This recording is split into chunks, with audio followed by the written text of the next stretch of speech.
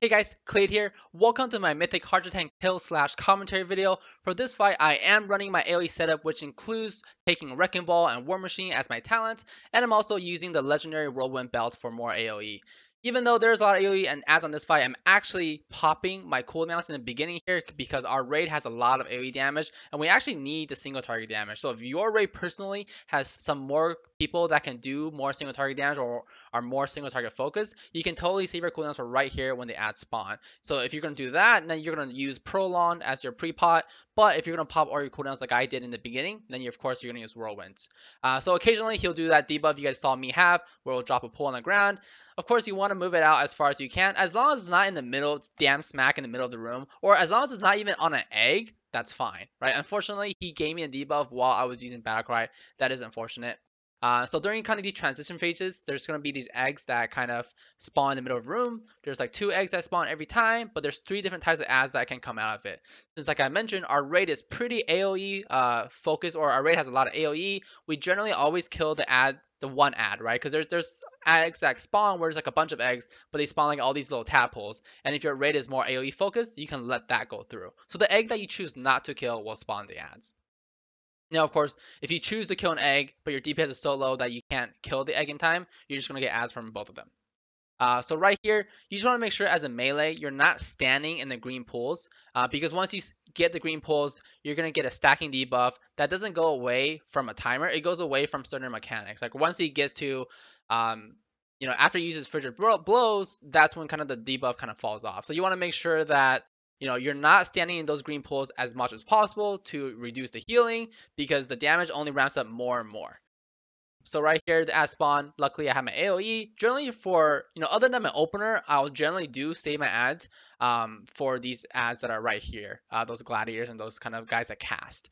Now, of course, if your raid doesn't have that much AoE burst DPS, you could go out and AoE the tadpoles, but our guild, we're having our ranged AoE tadpoles. It is unfortunate, of course, because you always want to go burst those tadpoles if you can, because there's more targets, you're going to do more DPS, but my job here is to kill these ads, these kind of 5 ads that spawn around the boss.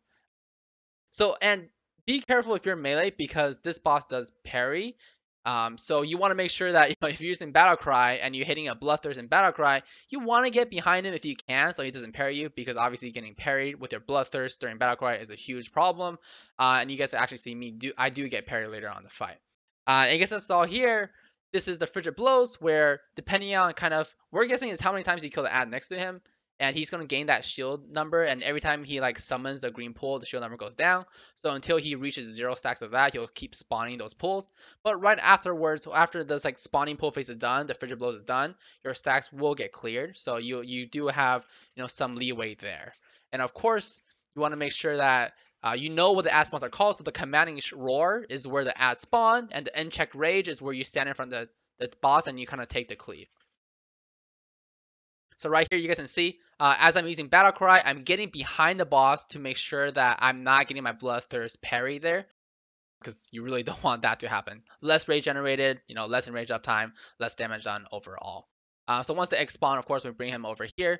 And like I mentioned always, you want to be sure you're not standing too much on top of the eggs, right? Because the worst thing to drop your pull on, even though I dropped the pull in the middle of the room at the beginning of the fight, the worst place to drop the pulls on is on top of an egg, because then your melee DPS can't go and DPS the ads, and that's a problem, right? So right here, he'll occasionally cast Draw In. I'm pretty sure Draw In is on every difficulty of this fight, even on LFR he does Draw In. But you just want to make sure that you're avoiding it. It's very like Nathendra. If you guys were doing Nathendra and EN, all the pools just come close to the boss. And right here for our raid lead and how we do AoE cooldowns and kind of healing cooldowns, this is the third frigid blow, and you guys can see on the top left, I do use my commanding shout for this frigid blow. Generally, a lot of your healer cooldowns will go out during this frigid blow, and this is also when you want to pop, enrage regen if you need it, because this is technically where you're gonna have the most amount of that stack. You can see next to my time warp, you guys see how I have 2 stacks.